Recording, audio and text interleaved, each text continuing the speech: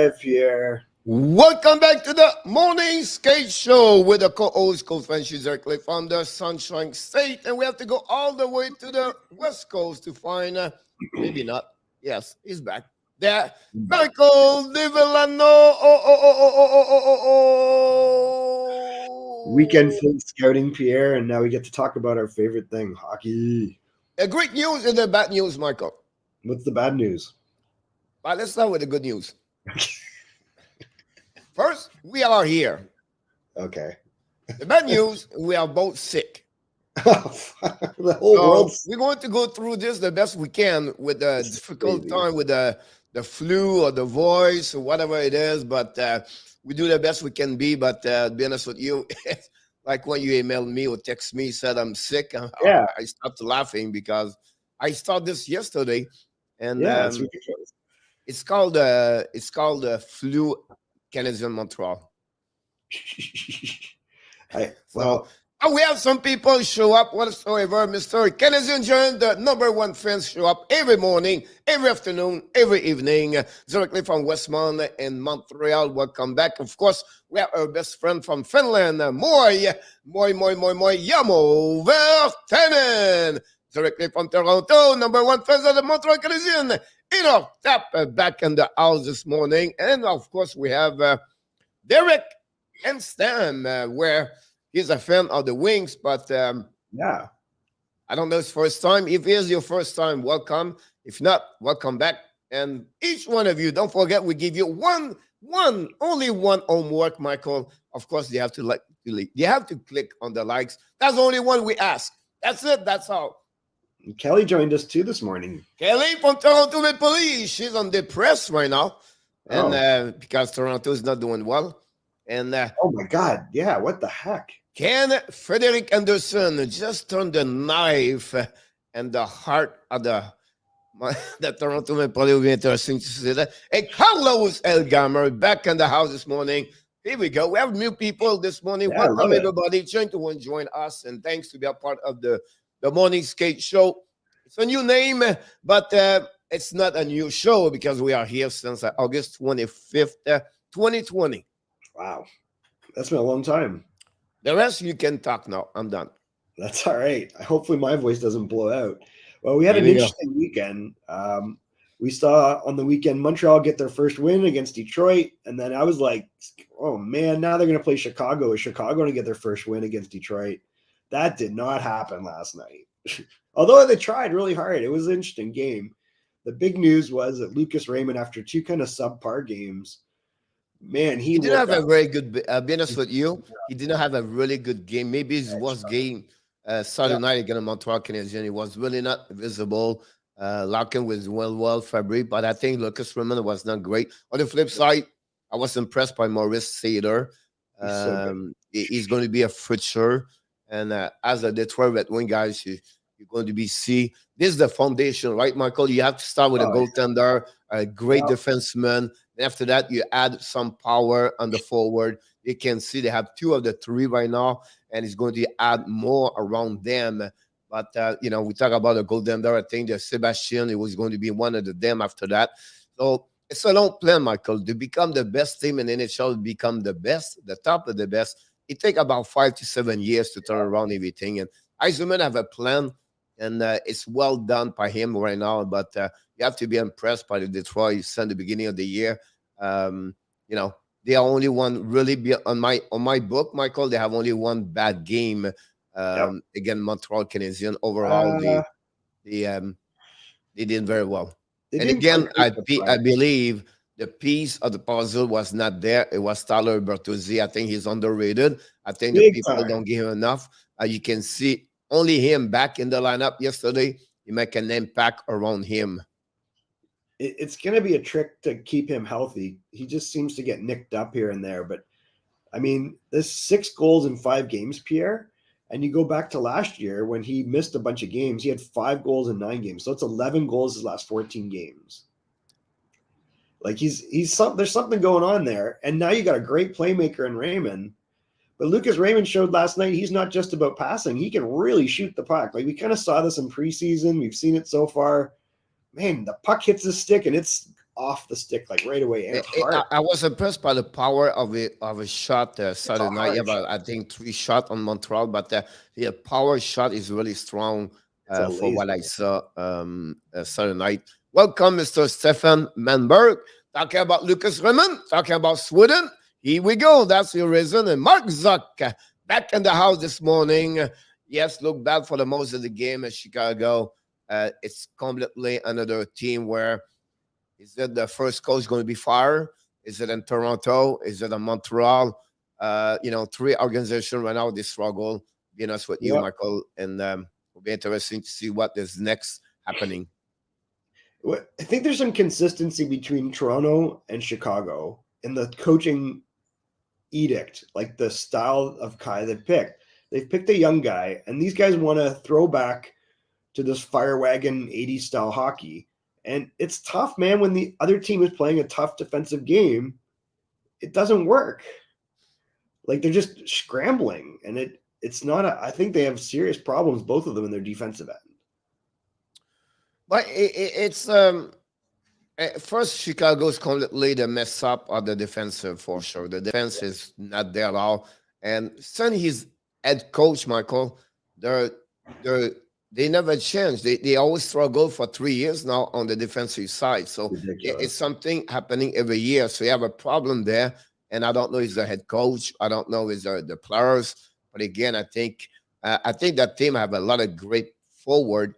You know what I mean? Like the top 6, maybe top 9 is pretty solid around. It's just the defensive side. And really bad. You maybe have a lot of regrets to sign 9 years as that John at some point. Because that John, he on the analytic Saturday, it was the worst performance for any player in NHL with a minus 4.65, I believe, on the impact about a game. This is analytic we watch.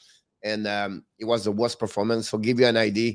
And again, this contract start only next year, but it's going to be a really major problem at some point if he cannot elevate his game. But this team right now is on the downhill, and we'll be interested to see what's going to be the next move. Can they fire the coach the next 24, 48 hours? That'll be something to be interesting to see that. Yeah, I think they got to do something here. All you got to look at is now Fleury, I think, is in the sunset of his career. And when you're contemplating retirement, that's a problem. But there's decent personnel in Chicago. It's not horrible. Like if you have a Joel Quenneville, this team plays very different. If you have a Barry Trotz, this team plays very different. There's no reason why the personnel that's on that team can't perform defensively. That's just structure and effort. And they don't have it. Michael, the defense is not strong enough to perform at the level you talk about. The defense is not. They don't have enough depth. But it's not like 5.7 goals against a game. No, of course, you have a bad. That's like insane. Like 5.75. 839. We see. Okay, look at Grubauer. Grubauer leaves Carolina, and all the goalies in Carolina had the same save percentage and very similar stats, regardless of who they were. And they just plug pieces in and out because they have a very defined structure, and there's certain shots they let and certain shots they don't. And the Islanders are the same. And this is the opposite of that. This is chaos. So I think they got to figure it out. I don't know what coach you go to. I like Bob Hartley. That would be the type of coach that comes in, takes control, is experienced. I'm not sure if there's other names out there that you would be interested in. But to me, yesterday I mentioned Dan Quinn. Dan Quinn. It could be one right now. Mike Babcock is right now at the Saskatchewan University. Oh, David Quinn? So again? Mike Babcock in Chicago would be great. I think that would be another one to consider about that. I don't want to get Boudreau, Tortorella, or Julien over there. I don't think they are over what they are. I think it's time to Tortorella or Seth Jones. Yeah, I mean, so that's not a big. Can you see Tortorella back over there with Seth Jones? That would be funny.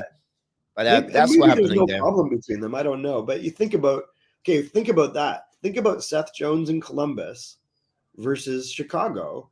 Seth Jones is playing in a team that everybody blocks shots, everybody's tough on faceoffs, and they compete every single shift. And those are the things that are missing in Chicago. So you got to think, you bring in a Mike Babcock or you bring in a Claude Julien, they're going to put some structure in place. Julian maybe a little less so, but they're going to create the right culture, and I think that's what they need, Pierre, because they're not that bad on paper. But again, the problem is the defensive. I think they don't have enough Absolutely. strong defensemen. But they have NHL defensemen, though. That's the thing. Like, we say that, and I don't disagree, but it's not like they don't have NHL defensemen, right? Like, they've got Seth Jones, great. There's a big drop off. Connor Murphy's a suitable top 4. I don't think he's a 3 or a 2, but he's definitely a 4. That's it. And then you kind of got Calvin DeHaan, he's capable of being a top 4 as well. And he's not showing up for the last 3 years. That's and then you've got Jake McCabe. Like, when Calvin DeHaan is in, he's decent, but in the end, like, this is a career minus the last 2 years for him. So I don't know. But you know what I mean? So my problem is there. I think they don't have enough good defensemen to compete at the level they should compete. And that's what, for me, the Chicago is that they mess completely that. And I would not touch Zach John at all. And they give a young prospect, talented defenseman, and Adam Boqvist at 21 years old. I think that's a major problem. I think I don't know, but somehow they have to do something in Chicago right now. Like I said, next 24 hours, is it Stan Bowman? Is it a coach? I think it'd be easier to go with a coach first, and then after that to see. And then come up with 2D. Like, they need 2D that are top 4D, legitimately. They need to do something here. I think they have someone on the trade bait right now, Strome, to get something somewhere. And, I think you think about this, Michael, like Philadelphia did it, right? They get Ristolainen, they get Ryan Ellis, and they rebuild from that part of there. I don't have any name in my head right now, but it's something I think they should look about this the next couple of days. Yeah, they got to figure something out. It is a mess in 2 ways, but I think that you give yourself a chance to work with what you got, and then you start working on the lineup a little bit. But I'm not sure. Like, Dylan Strome is a weird puzzle, because he should, his opportunity was Chicago. He's got all the tools, but it just, I don't know if it's an effort thing or his personality, but he just doesn't bring it. He's got ability. So it's a weird one. But you got to be able to get something for him. But nobody wants to give up D. Like, who needs scoring? Maybe Seattle. Seattle had all the D. I don't know, but I think it's a little bit earlier. It's only 6 games, everything like that. But I would not be surprised Marc-Andre Fleury, Michael, get traded to the Edmonton Oilers. I was thinking the same thing. I was thinking that if they moved him to Edmonton, that solves something. They could send back a D. They've got lots of D there. You don't give him a young star. No, but a guy like, I don't know, like Russell, example, or Coco over there, they don't have a lot. I mean, they're not going to give Sissi or Keith or they're not going to give Evan Bouchard. They don't give a lot, but at least you give something. The season's over for Chicago. I was thinking the same, and I think that would be something they can look about that. And I think it's something. Maybe not right now, but the next couple 20 game example, there's something you have to move someone. I think they have a lot of games. I think Legerson is another one over there. He's not a great, but at least you get something in return. And, so as something I think Edmonton should look about this. The next game for Edmonton, you have to look about Dallas. But that's pretty much what I will look about this on that way over there for fix their problem for the Oilers. Because I think Oilers, Michael, the way they play right now, they have a great shot to make some damage this year. They have a good stuff over there. And then that we're a little bit helping the defense of Chicago. I know we don't give him the top 3, but at least you structure a little bit better what they have right now. Yeah. And then, I don't know what you do. Their cap situation's a disaster. And they had Ollie Mata. Like, Ollie Mata is a reasonably good defenseman. Like, he's in Los Angeles right now. I know. It's crazy. Like, it's not like he's not. He's a decent defenseman. They have pieces and they move him out. It's just so strange. At some point, if they trade example Fleury, right?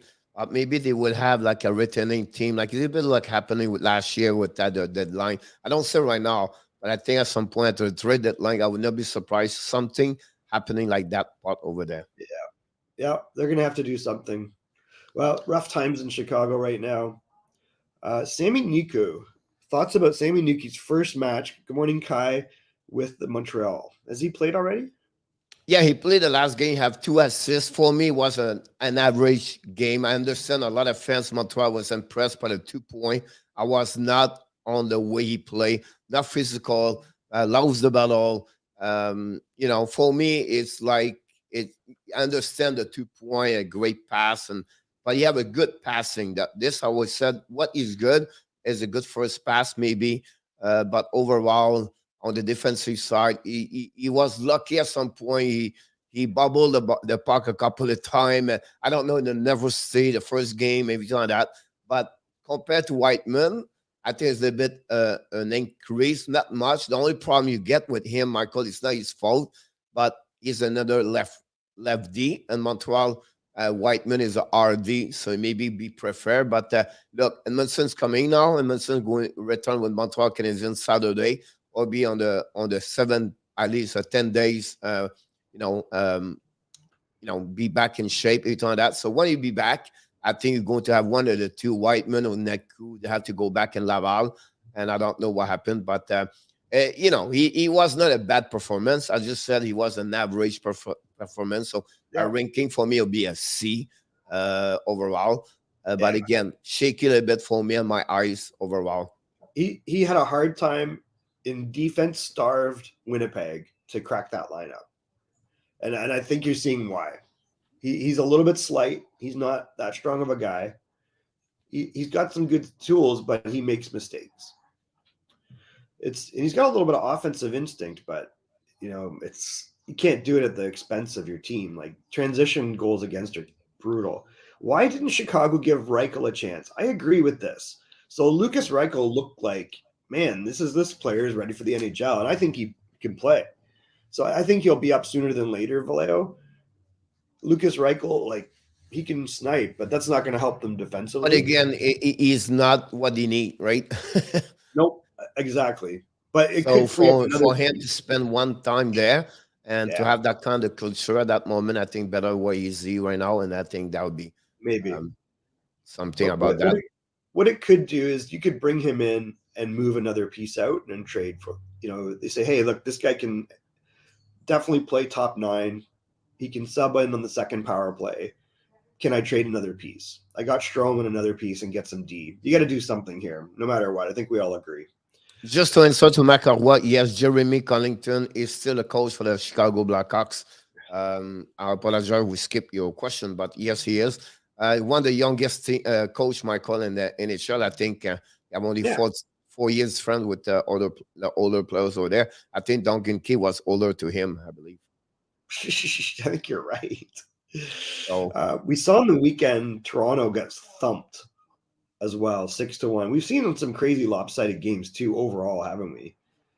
Like 6-4, 6-1, and then you come in and 7-1 again at Pittsburgh. There's the biggest conversation right now in NHL. Pittsburgh did not play with Jeff Carter, Chris Letang, Colby, Malkin. They had nobody. Rust. So they're missing they miss a power play unit number 1. And to see the Toronto get out like this, so it was a little bit like shocking to see that. It's another location in the hockey where the pressure is high and the people, blast everybody. But wait a minute, it's only 5 games. So rest is 6 games for them. It's not end of the world. They're going to be back where they are. They're going to find a way to go back in the playoff. It's not dramatic like the people are thinking. For me, I would say, hey, rest is here, but they have some questionable for us, and it's not going to be easy tonight. They play Carolina tonight at home at Carolina. It's not a location to see that. They have Jack Campbell. I finally gave a bad goal last weekend. You cannot blame Campbell. The conversation, of course, now is Anderson play against them, so it's easy to admit that conversation. I think Campbell overall, since the beginning of the year, it's not him the problem. It's a 2 area, I believe. First, the big gun. I have only 1 goal, Michael, between Tavares, Marner, and Matthews. That's only one goal for three guys carry on $33 million. The second problem, Michael, and Justin Old play and Jake Muzzin play with some illness. One is sick, another one struggle, and both of them are -6. So a lot of people in New York, in the Blue Nation in Toronto right now, they questionable now Shelton Keefe, and and we know they will get that way because this team had to perform, right? But for me, I don't see a big. It's not panicking right now here. Listen, Matthews is not going to finish with 15 goals, right? Marner is not going to finishing with 45 points. It's just it's worse at the beginning of the year. Compared to Montreal, Montreal is going to finish 20 and 32. Toronto is going to finish 15-1. So that's the difference between both organizations about that one over there. So for me, it's just no panicking here. That's it. No Malkin, no Crosby, no Letang, no Rust. I'll add to it, no Carter, no problem. Yep. Yeah, I think Intertap, this shows, though, you've got a well-prepared team, and they come in and they have structure versus this freewheeling style, and it causes problems. And for them to get out-grinded, because I think that's what happened. They just got, they got beat in effort. And it's the NHL in the end. And you might be a fourth liner or a guy that's out. Drew O'Connor was hungry. He got a couple goals. Zucker's capable goal scorer. When your best player, someone else said, I think when Yarmo said, when Spezza is your best player, you're in trouble. Yeah, it's pretty crazy. But, at some point here, you have to be, first of all, hi, Kimberly. Thanks for joining us. Yeah, hi, Kimberly. Listen, the difference between Toronto, Michael, and Pittsburgh, the culture, right? You have a team for years, they win. For years, they build that kind of work ethic and culture. Built long time ago with Mario Lemieux, and then carry on with Crosby. And Michael Sullivan is a great hockey coach. I think nobody right now you can realize what he brings and what he does. We have also Ron Extall and Brent Burke at the management over there. So what he bring is a work ethic, is all buy-in, all in. You can see those kind. Eva and Rodriguez, they have 5 points right now. You know what I mean? And Toronto have him for 5 minutes. They trade him back. But that's another story. But I think between the two organizations, Michael, is the culture of how what it takes to win, and all the way they teach and they put the players to understand a little bit the great tradition in hockey and football, everything like that, like Steelers, and they keep the same loyalty and they keep the same people. They don't fire after something gone over there, and they build that players around. And I think for me, that's what I reflect the most right now since the beginning of the year. The way Pittsburgh play it's a team concept with a team bonding. So great for Mike Sullivan, but great for the organization over there. That's you see that Saturday night it's spent between Toronto and Pittsburgh. And then Michael is wait a minute, we lost Frederick Anderson, we lost Zach Hyman because we don't have money. Now the next, Michael, is Morgan Riley. Morgan Riley does not have a great year so far. Riley is struggling right now. My point to you, so what we do? What are you going to do now? They got to move Tavares. I don't think so. I think they will not move him at all. What do you have to move right now is going to be Mitch Marner. Marner has 0 goal, Michael, in 14 games. It seems wacky because getting a generational talent like that is really tough. And in the end, I think those two guys are still very young, Pierre. And what killed me was, this is so typical Toronto. They come out with this video on Netflix and everybody's talking about, it's all or nothing. We're going to win. You've won shit. You haven't won a single playoff round. You have no grit in the organization. You think making a Netflix video is going to matter? They did this in 1993, Pierre, when they lost in the semifinal. They didn't make it to the Stanley Cup final even. And we know Montreal won the cup, and they come up with a DVD series, The Passion and the Glory. Your passion's for what, coming third? It's ridiculous. there's the expectations have to be, like you said, there's no culture of winning in Toronto. And you can see when they run a guy like Mike Babcock out of town over nonsense, there's a problem. Like, you care too much about what the public thinks. That's a world-class coach that is tough, and he pushes players. And yeah, he rubs guys the wrong way, but so did Scotty Bowman. Like, now we've got this new generation. Oh, everybody loves Sheldon Keefe, but they're not playing for him. They're not afraid of him. It's a country club, and that's a problem. And they think that they're going to substitute leadership by bringing in old guys, and that's just not going to work. Those guys are past their prime. You need Matthews to be like Crosby. Crosby every single day shows up and shows you how to work. You know who also does that? Malkin. You know who used to do that? Everybody else. Like, that's the one thing you said about Pittsburgh. Like, even before Sullivan was there, and I went to the Pittsburgh practices from Mike Johnson, they're showing up in suits, they're going on the ice, and they are focused, and they're playing high tempo. Those are some of the best practices I've ever seen, Pierre. The Toronto practices look like a scrimmage. It's ridiculous. And you can just see there's no culture there of winning, and it translates to the ice pretty crazy, and especially when it gets tough. So I think they need to really think about it. I would not be shocked to see Sheldon Keefe and the GM go. That's just the way Toronto does things. They throw the baby out with the bathwater. Shanahan's only going to be able to hold this line so much longer. It's going to be interesting to see what happens. Hopefully they don't blow it all up. To me, the logical move would you figure out a move with Tavares where you might retain some salary and you bring in some pieces that can really help you. Hard to move Marv. I don't know. I think that a lot of people would jump at Mitch Marner, Pierre. I don't care how much he makes. He's a super talented elite player. Well, that's my point. That's why they would not trade Tavares. They would trade Marner. Have more stock market is higher for Marner compare. I think Vegas going to jump on him. I could see Vegas jumping at either, but they would have to retain some salary, and I think that's what you'll probably see. But again, if you think about this, Michael, if Mitch Marner is on the trade right now compared to Jack Eichel, you go with Mitch Marner before you get with Jack Eichel. I think they can move both, but Mitch Marner, to me, like, how do you get a Mitch Marner? You can't just find these guys. Like, you have to blow an entire season and get a top 4 pick. Like, this is a guy that, with a better coach, is going to be better. I think he just needs, I don't know. Nothing against John Tavares. It's just, he's another $10, $11, $12 million player. It's crazy. You can't have 3 of these guys, and not one of them is a defenseman. Yep, I'm going to do a show tonight, Evelo, 5:00 p.m. I'm going to do the warm-up show tonight for sure. Kelly might be right here.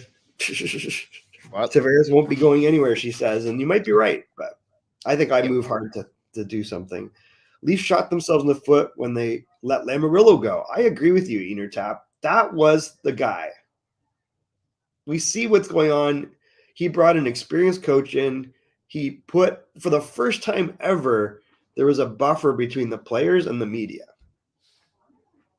Well, I have to be honest with you. The situation with Lamoriello is different, right? Because when he got hurt, he was not the general manager at that moment. At that moment, you have Bill Shannon. You have also 2 other people. They joined here. He's joined as an advisor, then part of the 3 group of 3 people around that. Then, because of that situation over there, with Mike Babcock and he returned to that, what happening? He got an offer job to go somewhere else, and he was a part of the deal. Say again? He had a 3-year contract, Pierre, to be GM, and they decided not to renew him. Yeah, that's yes, because he wanted to be in charge about everything over there. Yeah, should have. And again, Toronto doesn't want to go that direction with him. For that reason, that's where he left. He left go to. This is the history of Toronto. I'm going to mention another name, Mark Hunter. The only reason this team has Mitch Marner is Mark Hunter and a lot of other players. Mark Hunter and they had the same 2-headed monster, Pierre, where they pit 2 guys against each other and then they pick one. And if they had kept Mark Hunter, like, this is a guy that should be a GM somewhere in the NHL. He just doesn't want to. Well, that's one of the reason with that time you have Zubas, you have Yeah, Hunter, you have Lamariello, crazy. and every time that they choose after that between Hunter and Dubas to go there. And I Yeah, think it was more easier for Shannon to control maybe the CEO as the control everything with under you might be him. right. We thought that I don't say this is I assume I don't say it's confirmed, but it's just I assume about Yeah, that. But it's a good assessment, right? Like that makes sense what you're saying because you're like you passed on Mark Hunter, who was very very important to building the way the team is, and then you passed on Lamoriello, who finally brought the structure and the culture that this team desperately needs, and you let the squeaky voices of two little kids that you paid way too soon to run a great coach out of town, and because you paid them so much, you lose other players that would have been really helpful. Like, wouldn't you love to have a Zach Hyman right now? Like Mitch Austin Matthews, before he signed his big contract, was complaining that he had to play with Zach Hyman all the time. Right? That was his big beef with Mike Babcock. And Babcock's like, "Are you kidding? This guy's doing all the work." So, anyways, there's definitely problems in Toronto that go beyond the personnel. So it'll be interesting to see. I think they got some problems. I do want to not overlook a couple of things. Last night, the San Jose Sharks lost their first game, Pierre. yep. So they had a great start to this season. Boston, of course, there's a team with a great culture and led by Brad Marchand last night and Patrice Bergeron. They jump out to a lead. I will give credit to San Jose. They didn't quit and they tried to clog back in and they almost got there. But that's the first loss for the team. I feel like we have a little bit better overall. There's something going on in San Jose. It might be the goaltending and some of the younger guys, but Eric Carlson, Michael. Eric Carlson looks a lot better. So what one Eric Carlson played the level he played, and any team is going to carry on that team, and that's the new generation of hockey, guys. You have a puck mover, a guy can skate all around like Edmund and Quinn Hughes, and you can see the success of those teams because they bring offensive all the time. I think Carlson is 1-5 now, 6 point, something like that. So you have that kind of change over there inside. It's a team with a lot of different mix. And the goaltender over there so far, Aiden Hill is doing It's well. very good. Everything like that. So And Reimer. I think at some point, I think we have to figure out if is it real. A little bit, we have to wait a little bit longer. On the flip side, Boston, but that's have a lot of questionable again over. I would not say they are. I have to wait a little bit longer if they can carry on this. I think the questionable is the goaltender. Swimmen don't have a great start, and so it'll be interesting what Boston is going to do. But they found a way to beat San Jose yesterday. Yep. Well, it And was the even last game Edmonton. on the trip, and now he's going to be back home for 1 week. So we turn that. So we'll be interesting about that team overall. But you know, This is interesting. So Yarmo brought up Connor Brown as another player Toronto lost, and there's a great example. Here's a guy who scored 20 goals from the third line, and you move him out, you sacrifice him. Kasperi Kapanen, Johansson. You go down the list, they keep gutting the middle of the lineup to keep the top, and it just that rips your culture out, I think. And that's interesting. Innertap coached Connor Brown in high school. Did you know that, Pierre? That's pretty cool. I love Dahlin, San Jose. I do too. This is the son of Ulf Dahlin, and he plays a lot like his dad, doesn't he, Jonathan? well, again, it's another team. I could add some new blood in the team. Dallin, Eklam over there. That's changed a little bit. Now the culture Kenny is over and gone. So some of them step up, of course. I think I'm underrated player we said last week. Ferrero is another one over there. It's a good mix of balance, I believe, young age and old age.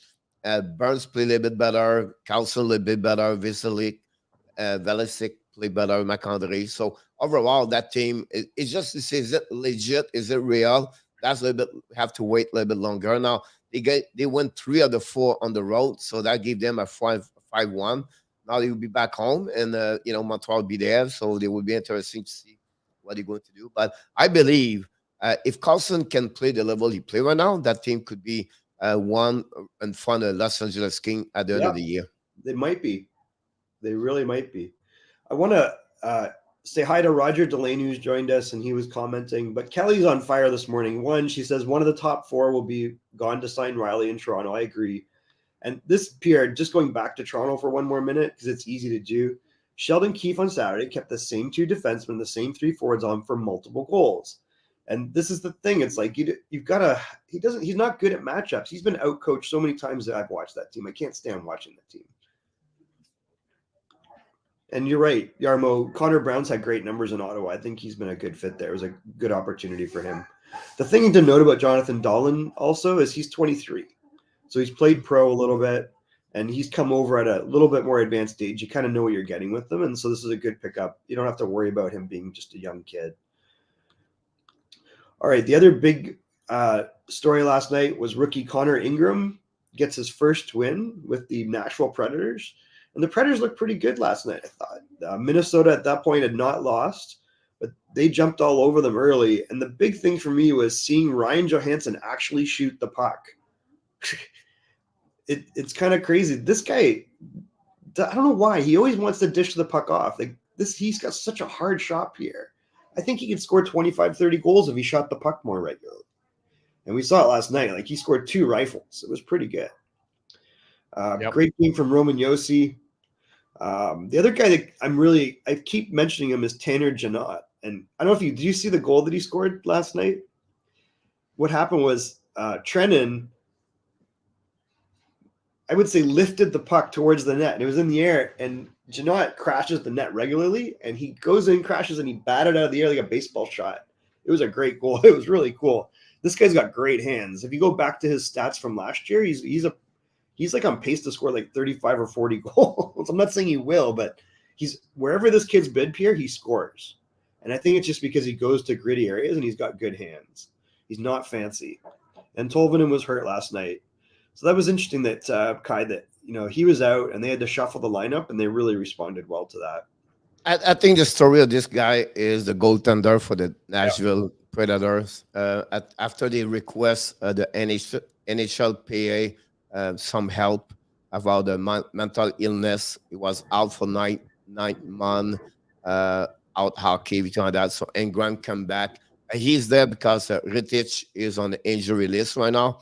And to win a W like this, I think sometime, it's important to mention a lot of players struggle with in life and as an athlete because the pressure, the money, and other things he can have. So really a great story about him, and just want to mention this about that situation over there. But yeah, that's interesting. And there's always a lot of pressure on athletes, so it's great that they provide some help for players like this.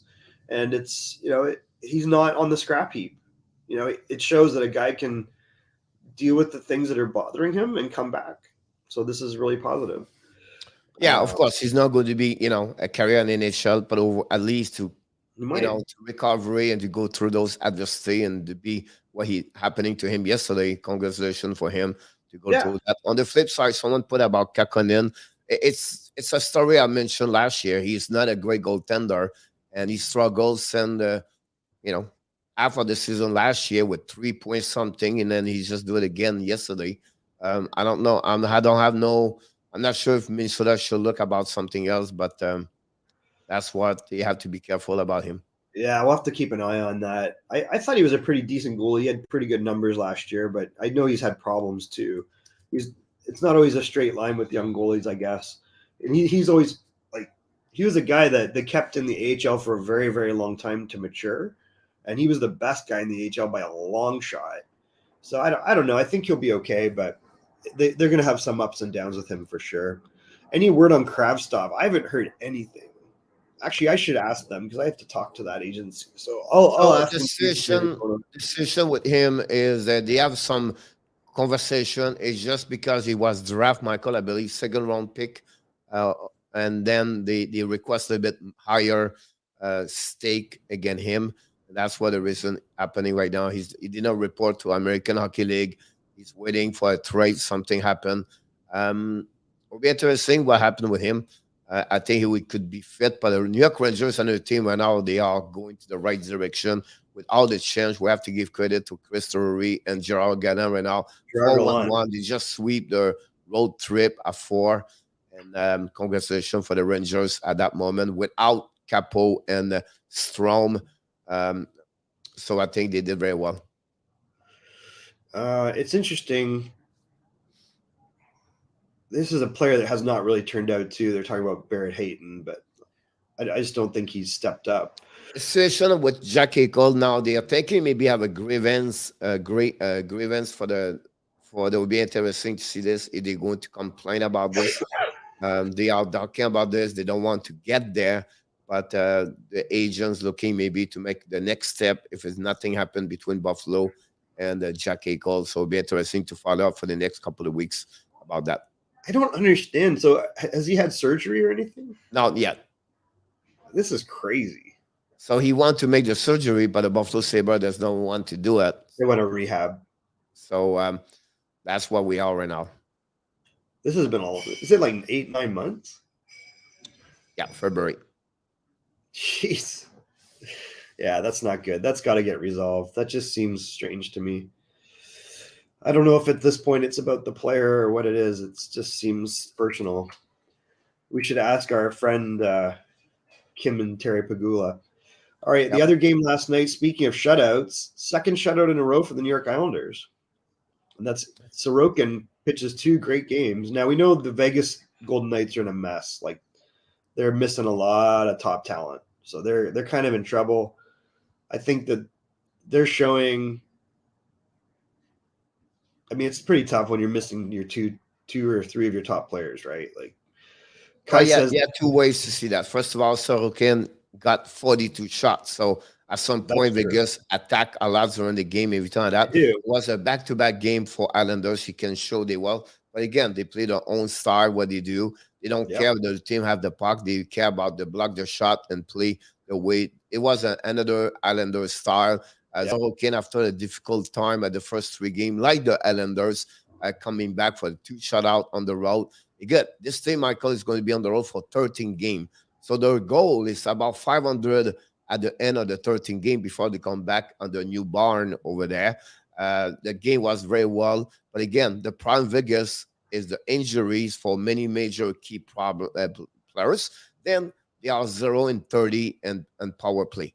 So you can blame injuries, but where is Riley Smith? Where is Carlson? Where is Predangelo? Where is McNabb? Theodore? Where is Marchessault? And, those big games. And Predangelo, how can that produce a power play? When you talk about the top defenseman for Canada, he cannot carry on that power play. That's strange to me. He played 28 minutes, Pierre. But Pierre, he played 28 minutes. It's not a matter, Michael. He played only 6 minutes. He's supposed to be the quarterback of the offensive over there. Well, I mean, there's another name that I didn't see on this list that didn't play, which is Nolan Patrick. He's hurt. So that's not good news for them because that was the guy that was supposed to, pop through and had an opportunity with all these players out, and now he's hurt again. Well, he scored a goal, Michael. He what? Oh, he scored a goal the game before. Yeah, the prior game, right? Like, this is the thing. Like, his timing is terrible all the time. He's snake bitten. He cannot get in the lineup when he needs to be. And his opportunity was, hey, look, we're missing our 2 top players. Nolan Patrick, step up. Here's your opportunity. And then he gets hurt. So hopefully this is not long term. Is the surgery the type they disagree over with Eichel and Buffalo? Yeah, because the type of surgery, there's never been an NHL player with it. You've got a superstar player.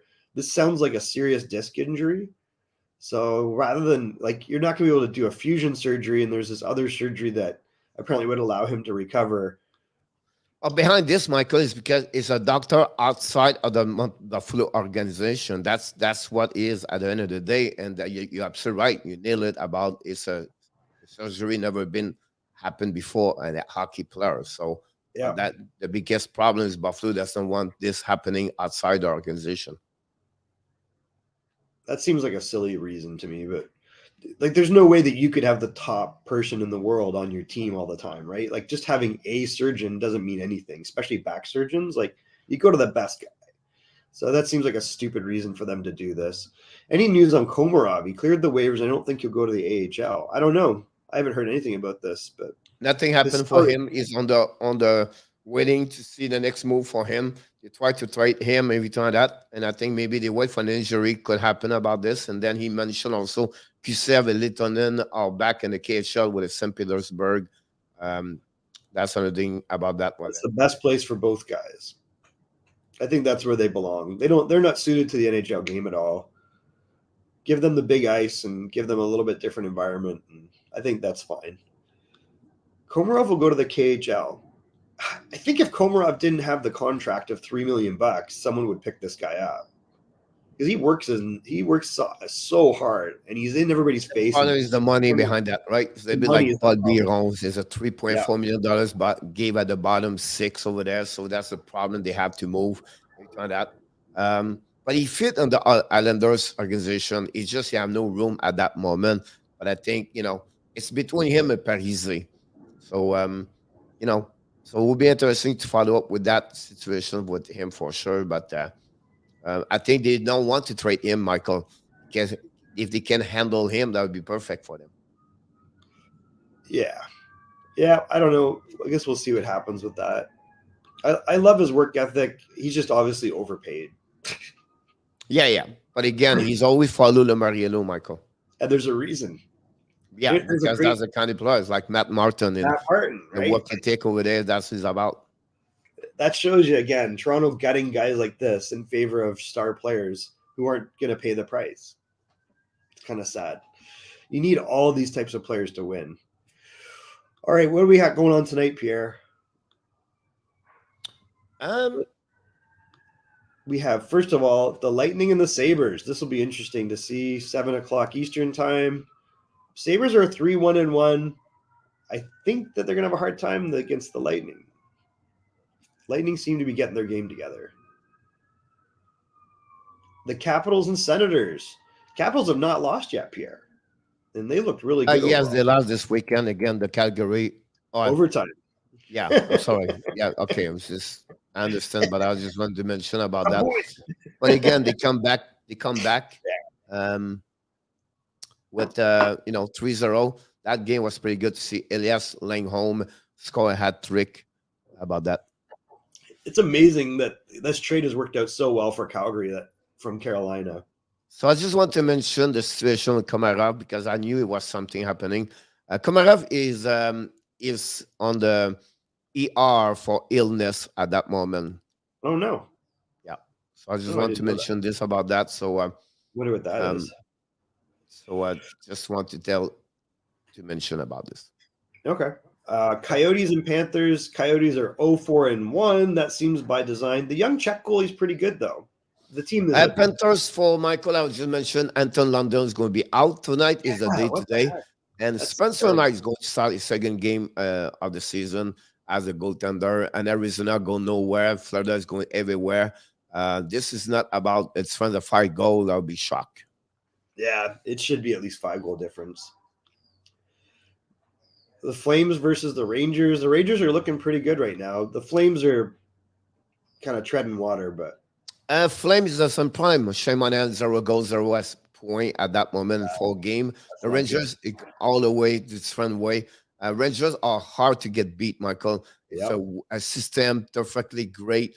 You have to work hard to beat them. Chesterkin is amazing in front of the net. So I think the Rangers could step up that one there. But Calgary to get the win, they need to get a little bit more deeper from. And then one player Ranger I want to mention to you, a good role over there does a very good job behind the big name behind everything like that. And then with Sammy Blair, Sammy Blair have an amazing great start with the Rangers.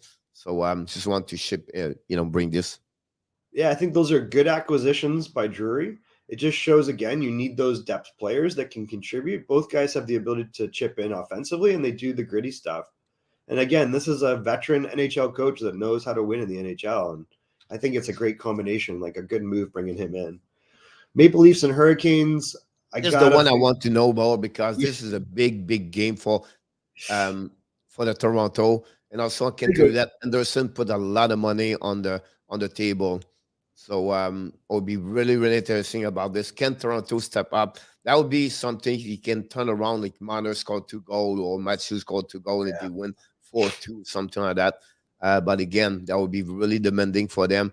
It's a shaky team versus a team doing well. Play at home, Michael. It's not easy playing Carolina. So it'll be interesting about that. Yeah, I think the Leafs lose tonight and they go 2-4-1, and then the knives come out for Dubas and the knives come out for Keefe. I wouldn't be surprised to see Sheldon and Keefe gone in the next week. I don't see that, but it will be interesting. If they go 2-4-1, I think it'll be before him will be Kyle Dubas. You think Kyle Dubas will go before Keefe? Yep. Maybe. And you know what? Normally I'd say that's crazy, but in this case, he's totally responsible for all this. He gave money too early to these two young guys. He wasn't tough. He was their buddy. And then he brought in a buddy coach. And here we are. We got a mess. And you just renew him for 3 years, Keefe. That's fine. So, listen, they don't care about money in Toronto, Pierre. They have so much money. It's not about money. They'll gut anybody and pay them forever. That's not even the issue. He's obviously not the right coach, in my opinion. I think he's getting out-coached regularly. And I think, Michael, I think the money is a problem. They cannot pay their players. Well, the problem is the cap, right? I know that. It's like I was just teasing you. I know, it's crazy. But you're right about the cap. I was just saying, like, they have money, but they cannot spend that money because of the cap. So what do? They create drama, right? Instead of creating a culture that's going to win, they're like, oh, well, let's throw money at it. Let's shuffle money around. Let's play with the cap. Let's circumvent the cap. And that's what they've been doing, rather than just like, hey, let's build the right structure. Let's be tough and build what Lou Lamoriello's built in New York. Let's build tiers and we keep guys and they grow together and they win. Yep. Instead, they're like, let's gut the middle. Let's gut the middle. Just want to say hi to Adam. He's leaving, but you just said hi. So welcome, Thanks, buddy. Adam. And then you're absolutely right about this. No offense yesterday, but good performance overall. And Leonard you are questionable. Michael does well for the last couple of games between the pies for them. Yeah, he's very good. It's just you always worry he's going to get hurt. It'd be funny if Kotkaniemi scores and Toronto will sack their coach. I've been honest with you for everybody, and I'm not because I'm a fan of Montreal Canadiens, Michael, but I'm worried about Kotkaniemi. About what? All right. He let them play first line. You know what happened the next game? 12 minutes. Yeah, but he's not. He's going to be a third liner. No, but it's just the fact, like, you know what I mean? So on that team, it's going to be interesting to follow him during the year. But right now, he's like interesting to follow up anyway. If you look at that lineup, to think, Michael, with consistency is the key for them. Both of them are 3-2. Well done, both teams so far. Big game at home for the Blue Jacket without Max Domi. But it will be interesting to see that. The Star, they need their big gun, and they're missing Michael, honestly, Clember and Jack Robinson. That's not help the Star about that. But Brent Holtby, Michael, was unbelievable the last game for them. They won an OT, if I can recall it. Yeah, he looks good. And again, I mean, I would be pretty good with that defense. That top 4 or 6 is really good. Greg and John, thanks for joining us. Good morning. And Ryan Sutter, Michael, play an amazing right now with the Star. Ryan Suter, yeah, he's so good. Like, how would you dump this guy?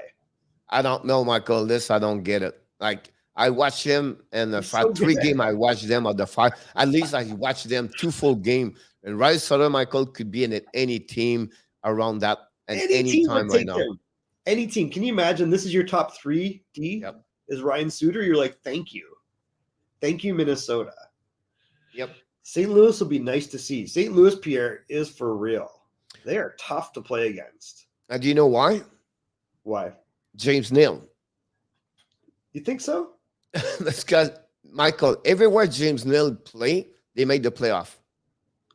For the last 11 years. That's a good point. There's something about him. I don't know. Just like... He's a winner, man. He's a big, tough. I think he gives confidence to guys around him, and he's got a little bit of swagger. He's not a great skater anymore. He still has good hands. He's a big guy, And it's like you put James Neal in your line, like, oh, I feel better. And Tarasenko looking good, Michael. I think, but someone I want to mention this because it's neighbors. Neighbors bring a lot on the table. And Kiru's doing amazing so far. Look at Kiru, Pierre. And then they get back Buchnevich tonight, so Buchnevich will be back in the lineup.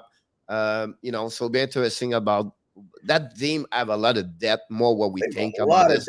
And Bennington looking good. So it'll be really, really interesting about that game. On the flip side, I'm worried about the Los Angeles Kings. After they win the first game, they lost the last 3. Yeah, there's something going on. They can't score, Pierre. So there's something weird going on there because they're not playing Velarde. They're playing Danault a lot, and Danault does not contribute any offense. If you watch him, he's got 0 offense in Michael. I don't understand why they put him on overtime. No, why? Velarde's had a great start. If you watch Velarde and then you play him 12, 13 minutes. On the flip side, Kopitar looking great, Michael. Kopitar looks great, but he can't do it. Now they go to lose Drew Doughty for maybe a month now, so it'll be a big problem over there. And Badamonkey, the collaborator of the Florida Panthers and the chat, bring news about Lundell and Knight. Thanks, Badamonkey. Thanks for joining us between your school, your lunch, everything like that. We always appreciate about that. And I just want to mention, I know you need to go in the next couple of minutes, but we have a show tonight at 5 o'clock. I was supposed to do a live stream, Florida Panthers, and unfortunately, my voice and everything like that, I think I need to take a break for one night to recovery and to be sure. I don't know if I'm going to do the first period or something like that, but it's possible I don't do anything for tonight because of that situation. Because we have a big week, Michael. Montreal play at 10 o'clock every night, so we talk about 2 o'clock. You know what I mean? So I think for one night I have maybe step, out. But we'll be back at 5 o'clock tonight, Michael, with Inner Tap. What Inner Tap, Michael, bring a lot of things. We are very grateful having him aboard about that. Which year this goalie start? They have only one goalie anymore. They only have one goalie, but he's pretty good. He's never he looks pretty solid. It reminds me Louis Domingue or Domingue. A little bit. He just put him in. He reversed. He reversed. Yeah. So. All right, Pierre, I got a jet. Have a great day. I hope you feel better. All right, everybody. Same for you, my friend. And thanks for everybody to join us. Don't forget to click on the likes. We look forward to see you tonight, 5 o'clock. Or tomorrow morning. I think, Michael, we have to mention Kai and other people join us this morning from Finland, Sweden. It's amazing. We have a lot of people around the country, around the world join us. So great to see you, Yarmo and Seven Manberg and everybody else in our tap and Roger. And if we miss you, we always see you as a great friend. So Johnny Golden said 11 o'clock here p.m. Have an amazing, great Villano and Michael De Villano. Thanks, Pierre. Great job. Thank you, buddy. Oh. Are you going Johnny to play Golden, the music? Vallejo, and Eater Tab. Thanks, guys. We really appreciate your contribution. All right, guys.